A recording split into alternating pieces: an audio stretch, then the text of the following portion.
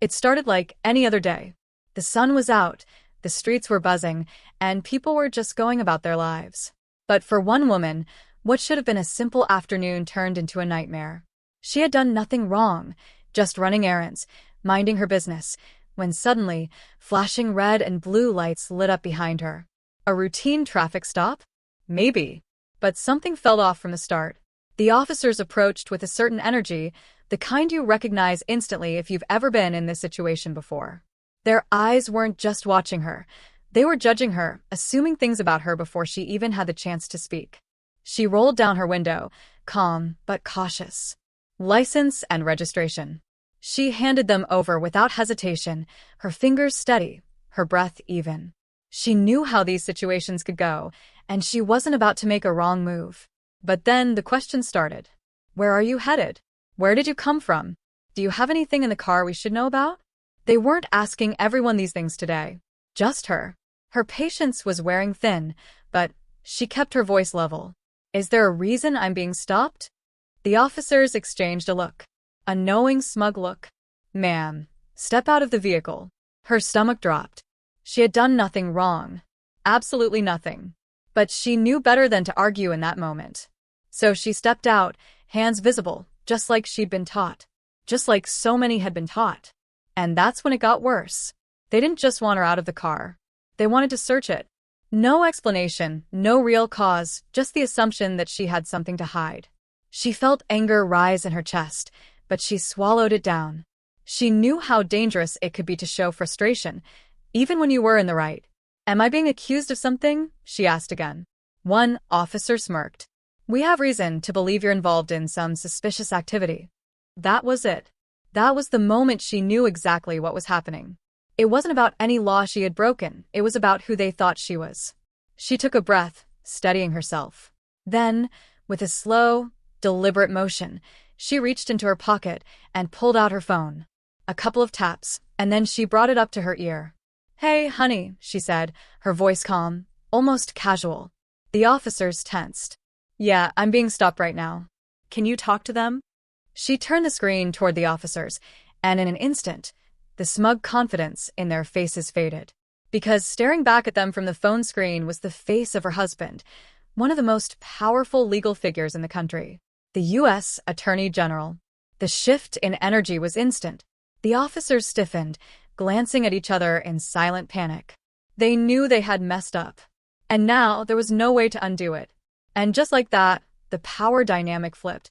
Meanwhile, across town another story was unfolding. A packed bus, filled with tired faces, restless feet, and the weight of a long day. Among them sat a teenager, young, black, hoodie pulled up, earbuds in. He was in his own world, scrolling through his phone, not really paying attention to much. That was until he noticed her, a pregnant woman, standing near the front, holding onto the rail, swaying slightly as the bus lurched forward. No one else had moved. People were lost in their own lives, their own problems. But he saw her. Without a second thought, he stood up and motioned for her to sit. She hesitated for a second, her eyes flicking to him, almost surprised. Then, with a grateful smile, she lowered herself into the seat, sighing in relief. The ride continued, silent except for the hum of the engine and the occasional stop announcement. He didn't think much of it. Just a small act of kindness. No big deal. But when his stop came and he turned to leave, she grabbed his hand. Wait, she said, pressing a small folded note into his palm. Read this later. Confused, but too polite to refuse, he nodded and tucked it into his pocket before stepping off the bus. Later that night, he finally pulled it out. And what he read changed everything. What was in that note? And what happened next? Stay tuned, because this story is far from over. The teenager sat on the edge of his bed, staring at the folded note in his hand.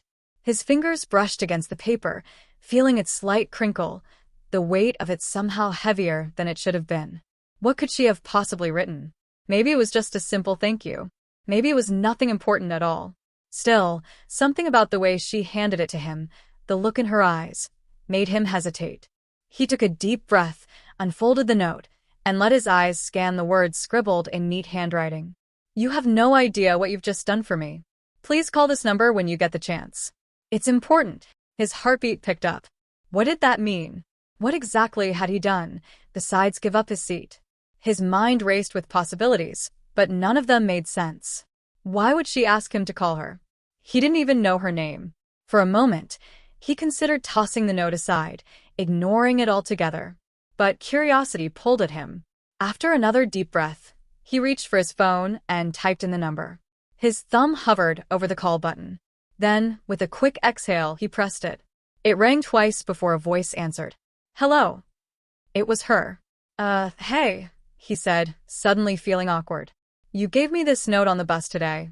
Said I should call. There was a brief silence on the other end, and then she spoke again, her voice softer this time. Yes. Thank you for calling. Another pause. I don't even know how to say this, but you may have just changed my life. The words hung between them, heavy and mysterious. The teenager frowned, gripping the phone a little tighter. What do you mean? She hesitated, then sighed. It's complicated, but I need to meet you. Please. I promise it will all make sense if we just talk in person. His instinct told him to be cautious. This was a stranger, after all. But something about her voice, something urgent, almost desperate, made it hard to say no. All right, he said finally. Where? Meanwhile, across town, the woman who had been unfairly accused stood by her car, arms crossed, watching as the two officers scrambled to backtrack. They were stumbling over their words now, suddenly polite, suddenly careful. Ma'am, we, apologize for the inconvenience. One of them stammered, handing back her license and registration. This was just a routine stop, and we— Routine, she interrupted, her tone sharp. You mean the kind of routine where you pull over a black woman for absolutely no reason? The officers glanced at each other again. She could see the nerves in their faces now, the realization of what they had done sinking in. They had assumed she was powerless. They had assumed wrong. Her husband's voice came through the speakerphone, calm but authoritative. Officers, this is the U.S. Attorney General speaking. Would you care to explain the justification for the stop? One of the cops cleared his throat. Sir, there was a misunderstanding. That's not what I asked, her husband cut in smoothly. I asked for the legal justification for stopping my wife and attempting to search her vehicle without probable cause. Silence. The officers looked down, shifting on their feet. They had nothing. She let the silence stretch before finally speaking again. I want your badge numbers. They hesitated. Now. Reluctantly, they recited them. She typed them into her phone, her hands steady. Then she took a step forward, meeting their eyes one by one. People like you count on people like me staying quiet. You expect us to be afraid, to let things slide. But I promise you, this isn't over. The officers didn't argue. They couldn't. Instead, they stepped back, retreating to their car like men who had just been exposed. She didn't move until they were gone, the red and blue lights disappearing down the street. Only then did she allow herself to breathe deeply. She picked up her phone again, this time speaking directly to her husband. This has to stop, she said quietly. It keeps happening. It keeps happening to people who don't have someone to call, people who don't have the power to fight back. Her husband was silent for a moment. Then he said, I know. And the weight of those words was something neither of them needed to explain. Back on the other side of the city, the teenager arrived at the small coffee shop the woman had told him about. He stepped inside, his eyes scanning the room until he spotted her sitting in the corner. She looked different now, more put together, but still tired, like she had been carrying something heavy for a long time. When she saw him, she gave a small, grateful smile and gestured for him to sit. Thank you for coming, she said as he slid into the chair across from her. He nodded, still unsure what all this was about. No problem. She took a deep breath. I don't know how to explain this without it sounding crazy. But when you gave me your seat today, you reminded me of someone. Someone I lost a long time ago. He frowned, confused. What do you mean? She looked down at her hands, like she was trying to gather her thoughts. My son. He was around your age when he passed away. And when you stood up for me today, it was like for a second I saw him again. I know that probably sounds strange, but it meant something. More than you know. The teenager didn't know what to say. He had been expecting something else, something dramatic, maybe even dangerous. But this This was just human. I'm sorry, he said softly. I didn't know. She shook her head. You couldn't have. But that's not all. She reached into her bag and pulled out an envelope. I don't know what your situation is, but if you're anything like my son was, I imagine life hasn't always been easy. And I want to help. He hesitated before taking the envelope. Inside was a check. A big one. His eyes widened. Wait, what? I can't take this. She smiled. Yes, you can. And I want you to. Consider it a thank you for a small act of kindness that meant the world to me. He stared at her, trying to process what had just happened. This morning, he had woken up expecting just another normal day. But now, everything felt different. And he had a feeling this was just the beginning. The teenager sat in the coffee shop, the weight of the envelope heavy in his hands. He looked up at the woman sitting across from him, searching her face for any sign that this was some kind of trick, some joke. But all he saw was sincerity. I don't know if I can take this, he said, still staring at the check inside. The amount was more money than he had ever held in his life. She smiled gently. I know it probably feels strange, but trust me, this is something I want to do. She paused, choosing her words carefully. I never got the chance to give my son the life he deserved. But maybe in some small way, I can do that for someone else. He swallowed hard. He wasn't used to people just giving. Life had taught him that nothing came without a catch. His mind ran through all the possible angles. Was she expecting something in return? Was she just feeling guilty about something? But as much as he tried to doubt it, something about her felt genuine. Still, he couldn't shake the feeling that this moment was bigger than just him. What was his name? He asked. She exhaled, almost like she had been waiting for that question. Daniel, she said softly. He was kind, like you, always looking out for others, even when he didn't have much himself. Her eyes glistened slightly. And then, one night, he was in the wrong place at the wrong time. And the people who were supposed to protect him didn't. A quiet silence fell between them. He knew what she was saying without her having to say it. He had heard too many stories like this before. The woman straightened, as if pulling herself back to the present. I don't want to get into all that right now. I just want you to know what you did today, it meant something. He nodded slowly. Thank you. Even as he said it, he knew this moment would stick with him. He didn't know what he was supposed to do next, if he should accept the money, if he should walk away, but he knew his life had just shifted in a way he couldn't explain. Meanwhile, across town, the woman who had been unfairly accused of a crime she didn't commit was sitting at her kitchen table, replaying the events of the day in her mind. She had dealt with things like this before, subtle moments, the kind of discrimination that hides behind polite voices and fake smiles, but this had been different. This had been blatant. And the only reason she had walked away without trouble was because of her husband's power. That thought sat in her chest like a weight. What if she hadn't been married to him? What if she had been alone? The reality was clear. There were people out there who wouldn't have had the same outcome. And that thought made her angrier than anything else. Her husband walked into the room, loosening his tie. Are you okay? She exhaled, shaking her head. No. He sat across from her, waiting. I can't stop thinking about how easily that could have gone a different way, she said. If I didn't have you to call, what would have happened? How many times does this happen to people who don't have someone in power on their side? He ran a hand down his face. Too many. I don't want to let this go, she said firmly. I want those officers held accountable. He nodded slowly. I'll look into it. But you know how these things go. That was the problem. She didn't know how these things went. How often people got away with behavior like this. How hard it was to fight a system that wasn't built to hold itself accountable. But she also knew she wasn't the type to stay quiet. Elsewhere in the city, the two officers from earlier sat in their squad car, tension thick between them. The one in the driver's seat tapped his fingers against the wheel, glancing at his partner. That was bad, he muttered. His partner exhaled sharply. Yeah. You think she's really going to do something about it? She's married to the U.S. Attorney General, the other officer pointed out. What do you think? Silence filled the car. We should have been more careful. We should have done our jobs right, the other officer muttered, shaking his head. But it was too late for that now. Back at home, the teenager who had given up his seat sat on the edge of his bed, staring at the check again. He should have been excited. He should have been thinking about all the things he could do with this money. But instead, his mind kept circling back to what the woman had said about her son. He reached for his phone and typed Daniel's name into a search bar. He didn't know his last name, but he figured if he added the city and the words "wrong place, wrong time," something might come up. And then, after scrolling through a few results, he found it. A news article, dated a few years back. The headline made his stomach twist.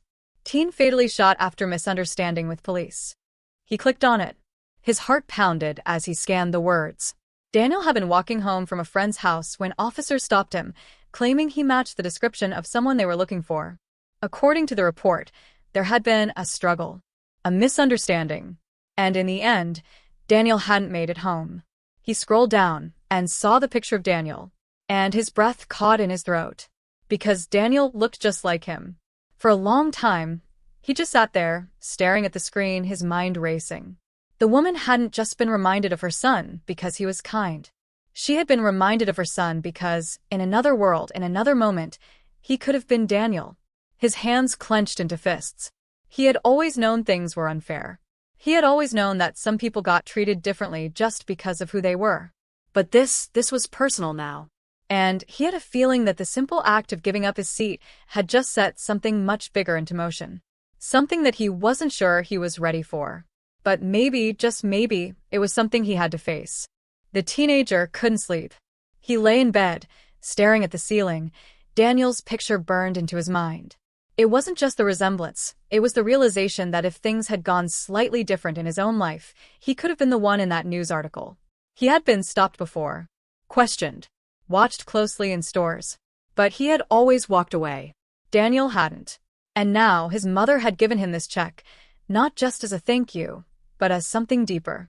Maybe as a way to rewrite history, even if just a little. But what was he supposed to do with that? He picked up his phone and scrolled through the article again, reading the details over and over. It was the same story he had seen 100 times. Police claimed there had been a struggle. Witnesses said otherwise. No body cam footage was ever released. No officers were charged. The case faded into another statistic. The weight in his chest grew heavier. He couldn't just take the money and move on like nothing had happened. He needed to talk to her again. He needed to understand what she really wanted from him, if she was looking for something more than just gratitude. The next day, he called her. She answered on the first ring. "I need to see you," he said. She was quiet for a moment. Then, softly, "I thought you might say that." They agreed to meet at a park, not the coffee shop this time, somewhere quieter. When he arrived, she was already there, sitting on a bench, staring at the pond in front of her. She looked up as he approached, giving him the same small, sad smile. "I looked him up," he said, not bothering with small talk. "I read what happened." Her eyes softened. "I thought you might." He sat down next to her. For a while, neither of them spoke.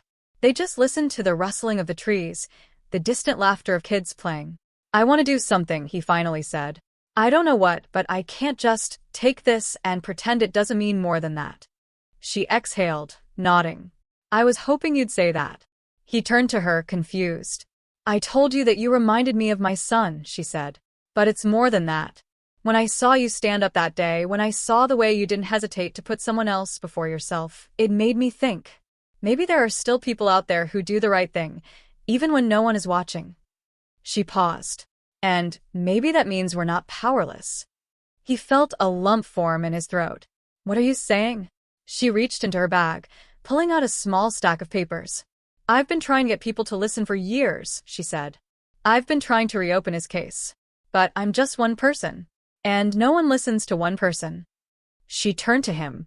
"But maybe if more people speak up, if people like you, people who care, help push for the truth, maybe we can finally get justice." His fingers tightened around the envelope still in his pocket. This wasn't just about a gift. It wasn't about charity.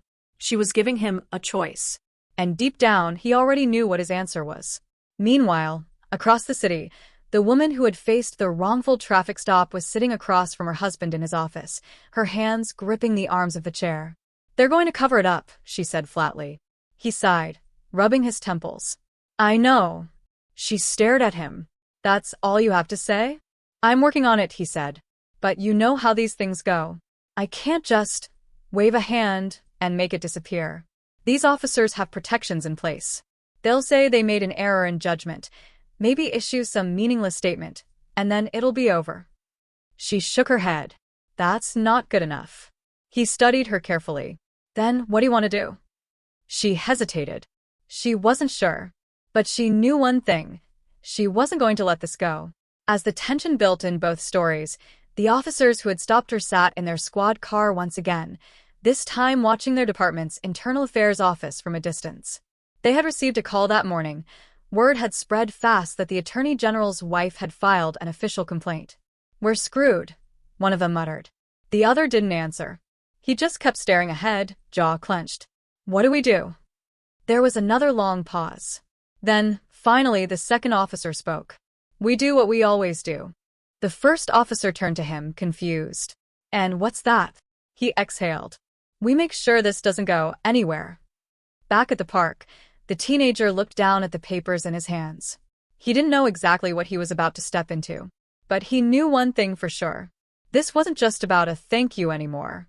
This was about justice. And he wasn't walking away.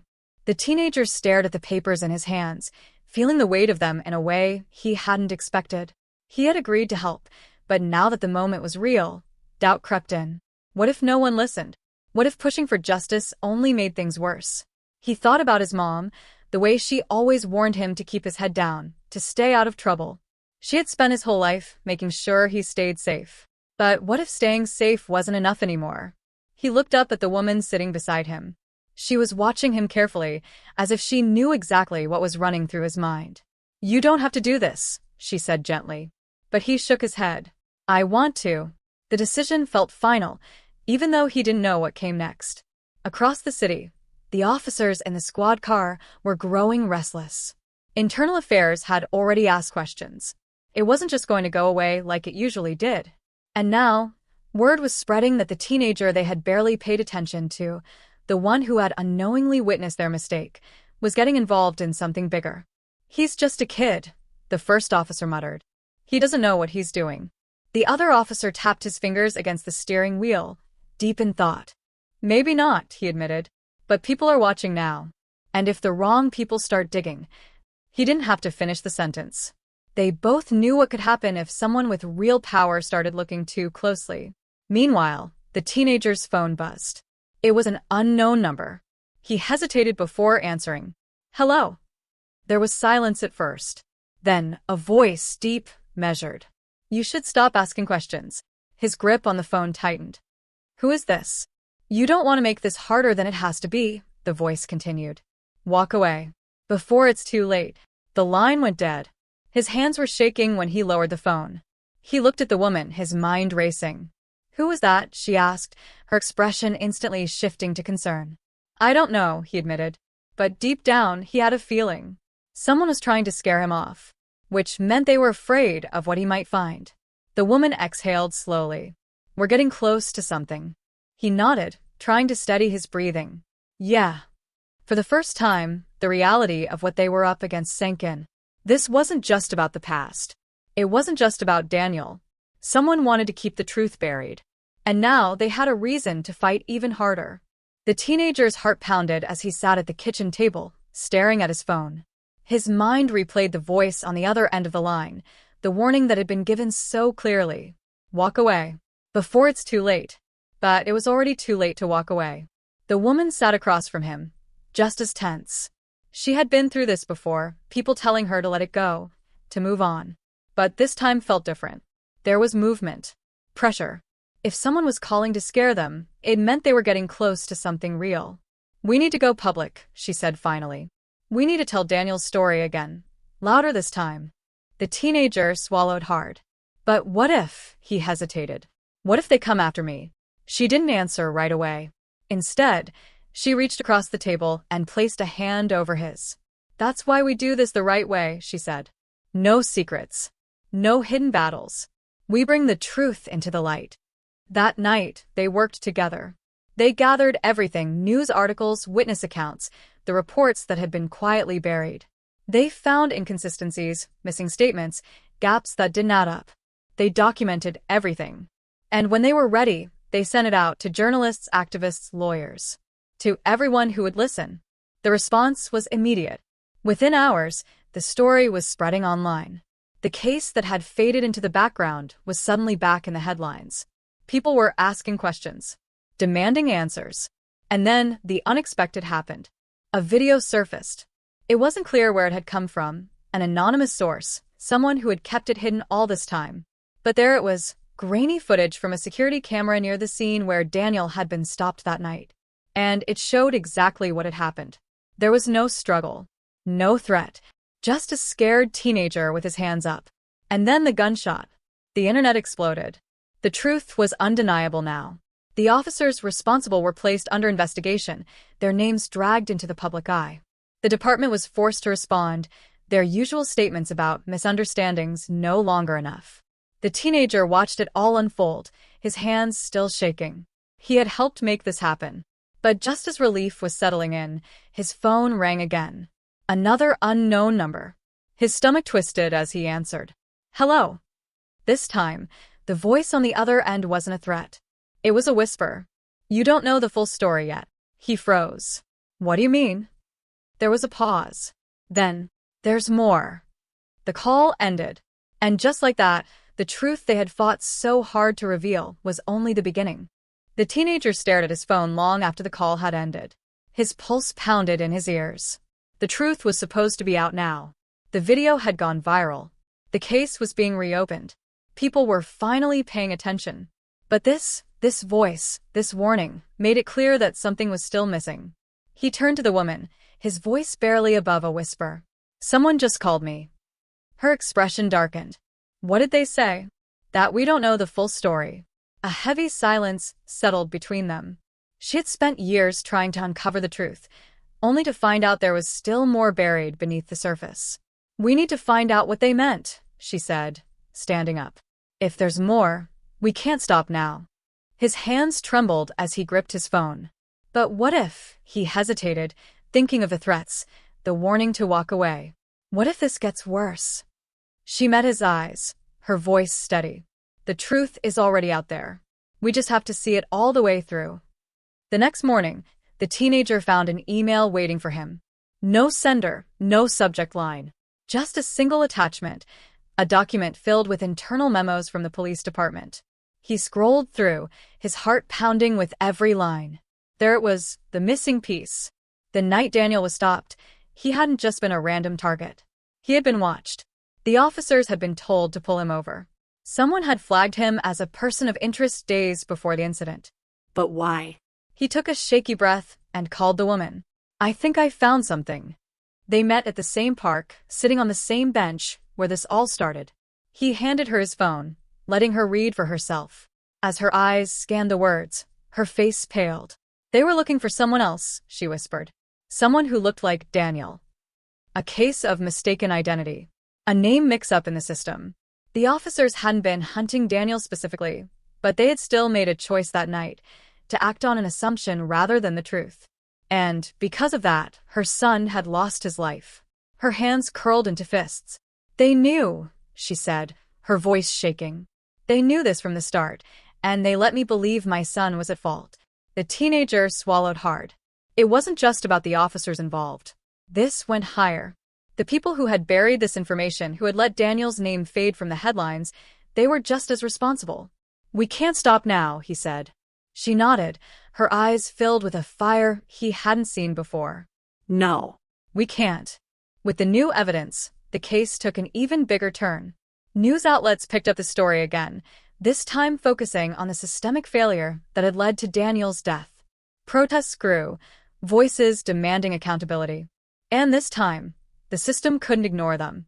Internal Affairs launched a full investigation, not just into the officers, but into the policies that had let this happen in the first place. The pressure became too much to contain. Officials who had been silent for years were now being forced to answer for their actions. One by one, the lies unraveled. The officers involved were placed on unpaid leave. The police chief who had ignored the case quietly resigned. New policies were promised, real ones this time, ones that would prevent another Daniel from being taken too soon. The woman stood outside the courthouse the day it was announced that the case would officially be reopened. The teenager stood beside her, feeling the weight of the moment. You did this, she said, turning to him. You helped make this happen. He shook his head. We did it together.